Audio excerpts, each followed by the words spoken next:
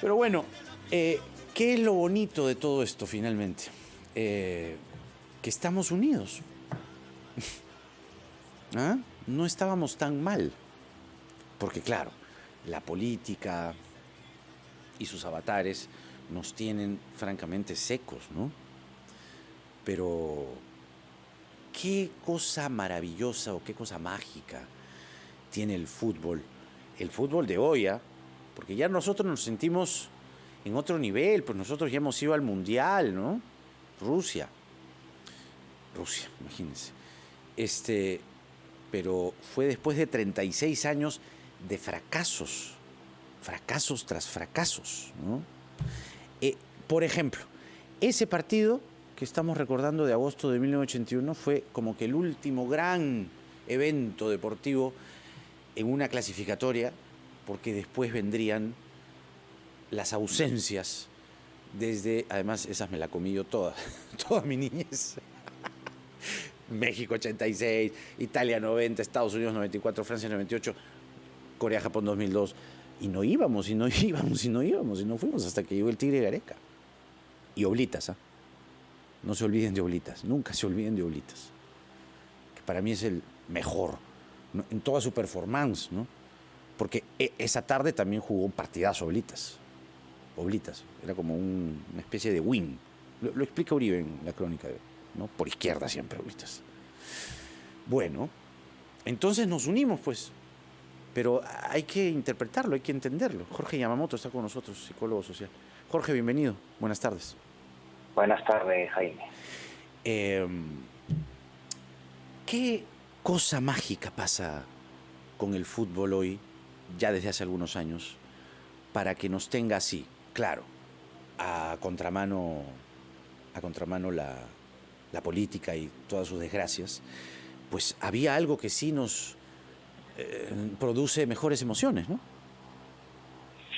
El fútbol tiene la magia de conectarnos con nuestra profunda naturaleza, y que no es floro, sino nuestra profunda naturaleza proviene de nuestros orígenes, el momento en el cual nuestro cerebro hizo la última gran mutación para tener más o menos la forma moderna.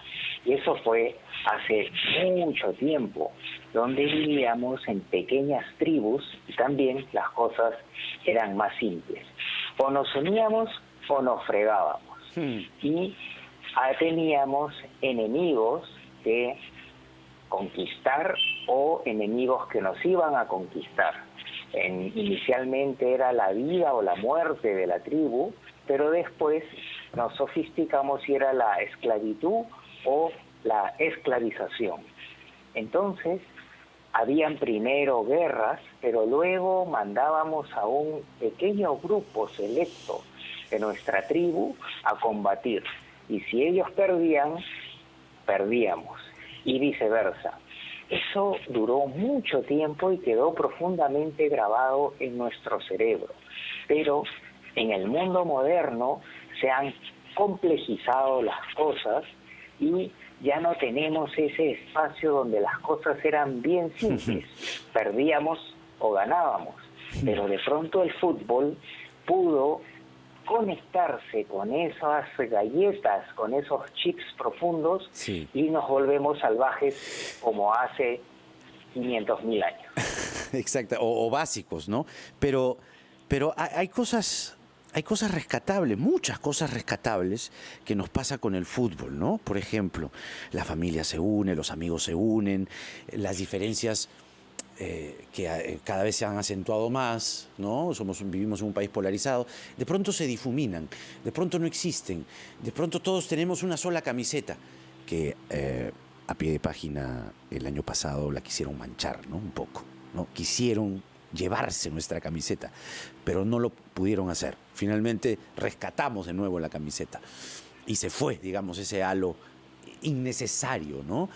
¿Cómo hacemos, más bien, en lugar de que se quieran llevar nuestra camiseta como lo pretendieron hacer el año pasado desde la política, cómo hacemos para replicar estas emociones en otros espacios? ¿O es imposible? Dime tú. Es un poco complicado, pero no imposible, porque junto con esa unión vienen otras cosas primitivas no tan buenas. Por ejemplo, nuestro sesgo, es decir, no analizar con objetividad, sino con un optimismo poco racional. Y eso puede llevar a malas estimaciones en la vida práctica, ¿no? Si queremos hacer una clase de irracionalidad en el pensamiento, hay que juntar a un hincha de un equipo contra otro, ponerlos a discutir y vamos a ver qué poco racional es eso.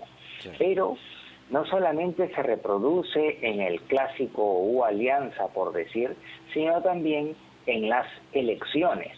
Y en los noticieros podemos escuchar espantosas respuestas de políticos acusados que ofenden a la evolución humana y nos traen a no 500.000, sino 500 millones de años. Y eso nos lleva a renegar de la especie humana y cuestionar su evolución. Como ya los romanos decían, más conozco al ser humano, más amo a mi perro. Pero esa unión, esa simplicidad que ocurre en una guerra, que ocurre menos costosamente en un partido de fútbol, deberíamos de capitalizarla, ¿no? El verdadero partido no se juega en Uruguay ni en Qatar, sino en cada momento, en cada día, que podemos hacer una cochinada en provecho propio y en detrimento de la tribu, o ver que hagamos cosas que todos ganemos, nosotros, nuestra familia y la gran tribu y la camiseta blanquirroja. Esos detalles cotidianos podrían hacer una enorme diferencia. Permítenos ir 2 minutos con los anunciantes, Jorge, y tenemos algunas preguntas más que hacerte. Jorge Yamamoto está con nosotros hablando de las emociones que nos produce, que nos provoca, que inunda nuestro corazón, nuestro pensamiento cuando juega la selección hoy por hoy. Y algo ha pasado, sobre todo en estas últimas horas, que mire ese banderazo en Montevideo, por el amor de Dios. Los uruguayos están lelos, como decía mi abuela. Lelos se han quedado los uruguayos. Pero regresamos, 12:46. 53, menos de 6 horas ya para el partido que enfrentará la selección peruana en Montevideo, Uruguay, a la selección charrúa, en un estadio que es el Museo del Fútbol, donde se jugó la primera final de la historia de los mundiales. Es un estadio mítico, el Centenario de Montevideo, que además no nos es esquivo en cuanto a victorias. Hemos ganado en el 81, ya lo recordamos hace un momento, ganamos también el 2004, y esta debería ser la tercera la vencida.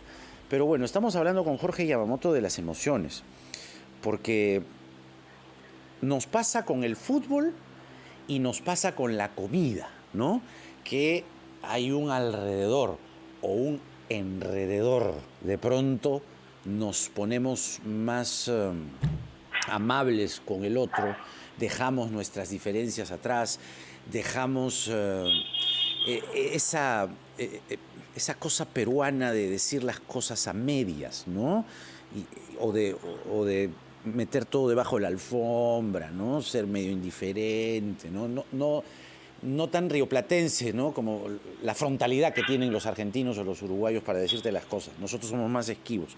Pero más allá de eso, te decía, Jorge, ¿por qué no somos capaces de llevar esa misma cordialidad, ese mismo espíritu de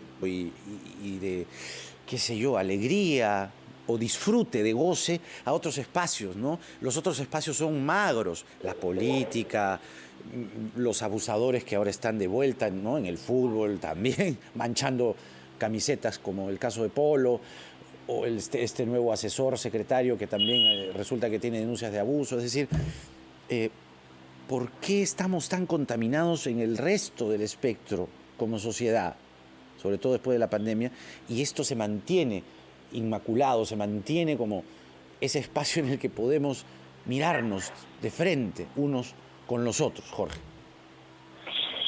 Yo diría que hay dos procesos psicológicos fundamentales. El primero es que en un partido, o antes y después, tenemos algo común y profundo en la humanidad, pero muy escaso, exiguo en la cultura peruana urbana, y es la empatía.